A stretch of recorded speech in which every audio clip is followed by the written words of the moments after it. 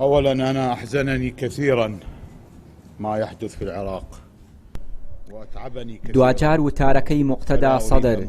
ڕێبەری ڕەوتی سەدر کۆتایی بە شەڕ و ئاڵۆزیەکانی دوو ڕۆژی ڕابردووی بەغداد هێنا و مانگرتوانی ناو پەرلەمانی عێراقی ناردەوە ماڵەوە. پێشبینی دەکرێت ئەمە یەکەم هەنگاوی ڕێخستنی نێوماڵی شیعە بێت لە عێراق و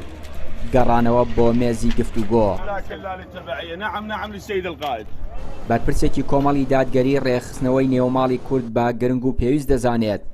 لە پێناو بەهێزبوونی هەڵوێستی هەرێمی کوردستان لە بەغداد. پێویست بوو هەر لە سەرەتاوە کورد بە یەک پاچێت هەردوو حزب بە یەک پاچێت ئەم ئیتفاقانیان بکردایە لەگەڵ هەر کەسێکە کە بەرژەوەندی هەرێم و مەساڵحی هەرێم و ئەوەی کە لە هەرێمە ئەگوزەرێ و قوارەی هەرێم و بوونی وەکو قواری هەرێممانەوەی ئەمە لە پێش هەموو خاڵەکانی ترەوە بایە، بەڵام بەداخەوە ئەوە نەکرا و زەرمەندی گەورەش بەڕاستی هەرێمی کوردستانە. ئومێ دەکەم ئێستاشی پێوە بێ کە هەردوو حزب بەو هەڵەی خۆیانە بچنەوە و ڕێکەوتنێکی استراتیژی بکەن و بە یەک پاچێت بچنە بەغا لەگەڵ هەر کەسێکا کە نەبنە تەڕەفگیری هیچ لایەنێک. وێڕای کۆتایی هاتنی ئاڵۆزیەکانی بەغداد بەڵام مەترسیەکانی سەرسیستەمی سیاسی و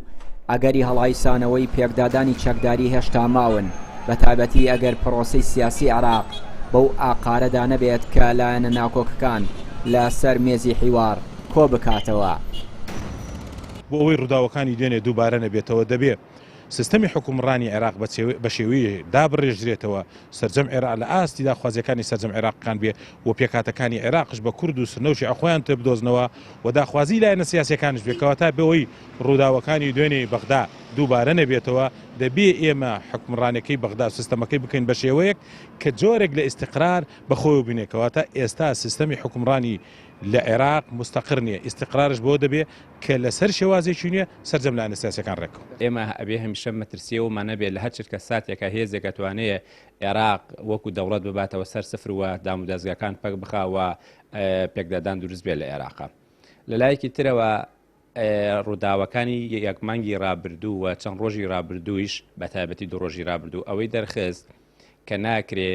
هێزێکی وەکو تەیاری سەدری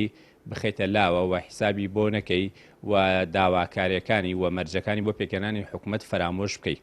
چونکە دەرکەوت ئەگەر نەیشتوانێت حکوومەت دروست بە ئەتوانێت کاروباری حکوومەت و هاوڵاتیان لە عێراقا پاک بخات. زیاتر لە 10 مانگ بەسەر هەڵبژاردننی پێشوەختی پەرلەمانی عێراق تێدەپەڕێت، بەڵام ناکۆکی و گرفتی سیاسی نێوان هێز و لایەنەکان وای کردووە نەتوانرێت حکوومەت پێک بهێنرێت، هەر بۆیە دووبارەکردنەوەی هەڵبژاردن ئەگەرێکی نزیک و کراوەیە لە بەردەم هێز و لایەنە سیاسیەکان تا جارێکی دیکە دۆخەکە ئاسایی بێتەوە و عێراق لە ئاڵۆزی سیاسی و ئەمنی دەربازی بێت. چیانوری کەناڵی پەیام، کەرکووک.